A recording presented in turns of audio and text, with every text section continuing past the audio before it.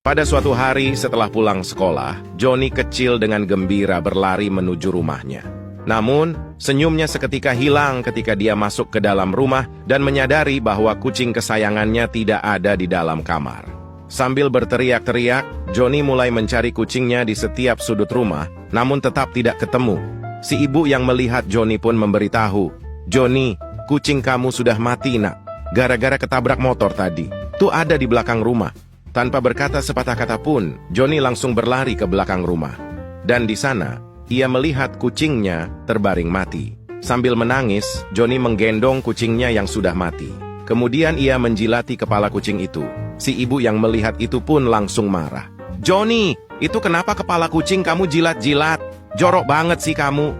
Johnny menjawab, "Soalnya semalam aku dengar papa bilang ke mama, 'Ma, jilatin dong biar bangun.' Jadi Johnny jilatin kepala kucing biar bangun, Ma." Seorang gadis kecil berkata kepada ibunya, "Ma, kemarin waktu Mama sedang pergi bekerja di luar kota, ada wanita asing datang ke rumah kita untuk mengunjungi Papa."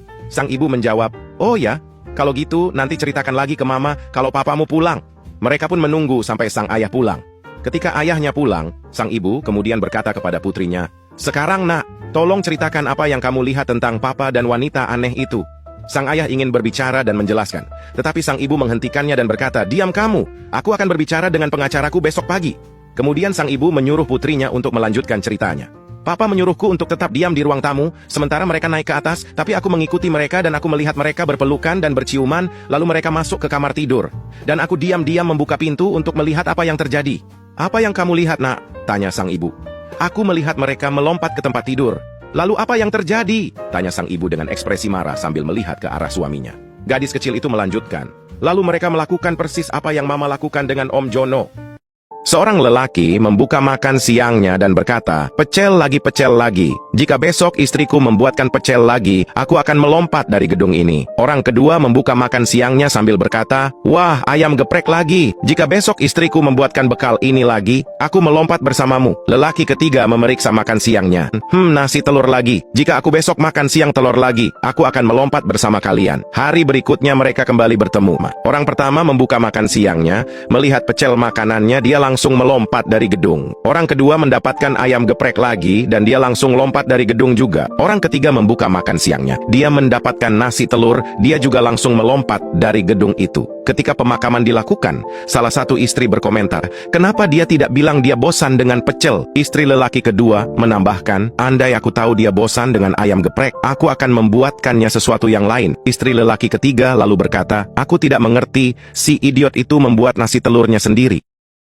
Seorang pria melarikan diri dari penjara tempat dia berada selama 15 tahun. Dia masuk ke sebuah rumah untuk mencari uang dan senjata dan menemukan pasangan muda di tempat tidur. Dia memerintahkan pria itu turun dari tempat tidur dan mengikatnya ke kursi sambil mengikat gadis itu ke tempat tidur. Dia menindihnya, mencium lehernya, lalu bangkit dan pergi ke kamar mandi. Saat dia di dalam sana, sang suami berkata kepada istrinya, "Dengar, pria ini adalah narapidana yang melarikan diri. Lihat pakaiannya. Dia mungkin menghabiskan banyak waktu di penjara dan sudah bertahun-tahun tidak bertemu wanita. Aku melihat bagaimana dia mencium lehermu. Jika dia menginginkanmu, jangan melawan, jangan mengeluh, lakukan apapun yang dia perintahkan. Puaskan dia, tidak peduli betapa dia membuatmu muak. Orang ini mungkin sangat berbahaya. Jika dia marah, dia akan membunuh kita berdua. Yang sabar ya sayang, aku mencintaimu." Istrinya menjawab, "Dia tidak mencium leherku, dia berbisik di telingaku. Dia bilang padaku bahwa dia gay, menganggapmu ganteng, dan bertanya padaku, apakah kami punya pelumas. Aku memberitahunya bahwa itu ada di dalam kamar mandi. Yang sabar ya sayang, aku juga mencintaimu."